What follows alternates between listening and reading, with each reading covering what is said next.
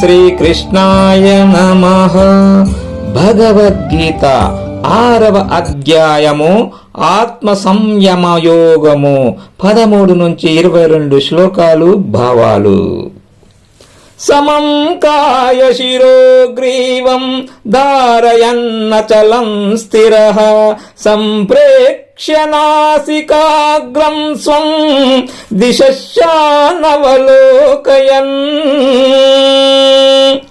ప్రశాంతాత్మా విగతేభిః బ్రహ్మచారి వ్రతే స్థితః మనః సంయమ్య మచ్చిత్తో యుక్త ఆసీత మత్పరః.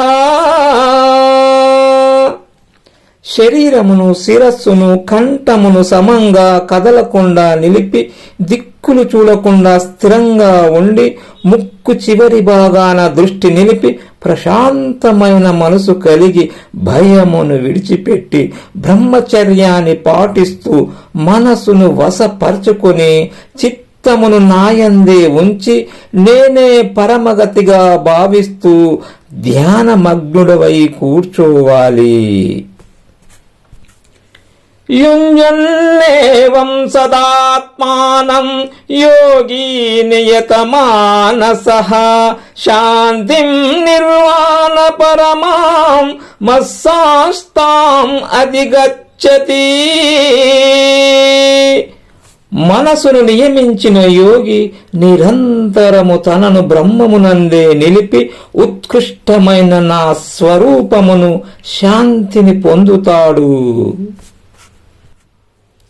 జ్ఞాత్యశ్నతస్సు యోగోస్తి నైకాంతమనశ్నతః నచాతి స్వప్నశీలస్య జాగ్రతో నైవ చార్జున. అర్జున, మితిమీరి తినే వాడికి యోగము ప్రాప్తించదు, అలాగని పూర్తిగా తినని వాడికి కూడా యోగ ప్రాప్తి లేదు. అలాగే అతిగా నిద్రించే వాడికి యోగం ఉండదు, బొత్తిగా నిద్రపోని వానికి కూడా యోగము ప్రాప్తించదు. యుక్తాహార విహారస్య యుక్త చేష్టస్య కర్మసు యుక్త స్వప్నావబోధస్య యోగో భవతి దుఃఖః. ఆహార విహార నియమాలు ఉండాలి, కర్మలలో మితంగా ప్రవర్తించాలి, నిద్ర మెలకువలు మితంగా ఉండాలి. యోగము సమస్త దుఃఖాలను నశింపజేస్తుంది.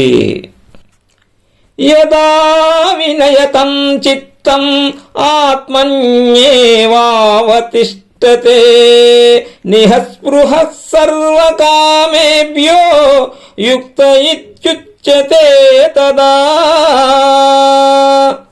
చక్కగా నిగ్రహింపబడిన మనసు ఆత్మయందు స్థిరంగా నిలబడగానే యోగి సమస్త కోరికల నుండి విముక్తుడవుతాడు, యోగమును సాధించిన వాడు అవుతాడు.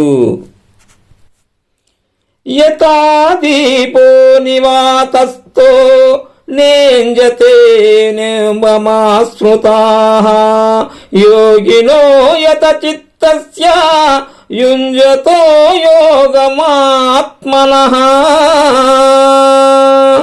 గాలి లేని చోట ఉంచిన దీపము చెలించదు, నిగ్రహింపబడిన చిత్తముతో యోగమును అభ్యసించే యోగి యొక్క మనస్సు కూడా చలించదు, నిశ్చలంగా ఉంటుంది.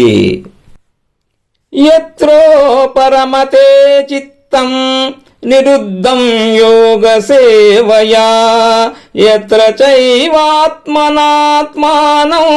పశ్యన్నాత్మని తుష్యతి.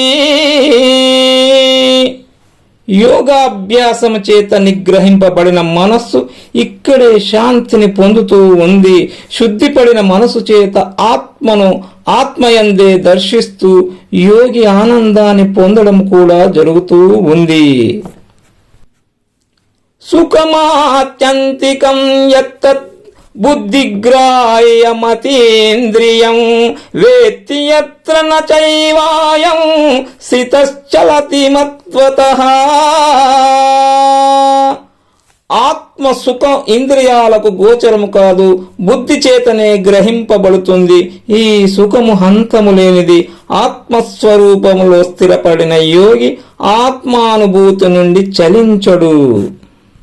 యం లబ్ధ్వా చాపరం లాభం మన్యతే నాదికం తతః యస్మిన్ స్థితో న దుఃఖేన గురునాపి విచాల్యతే.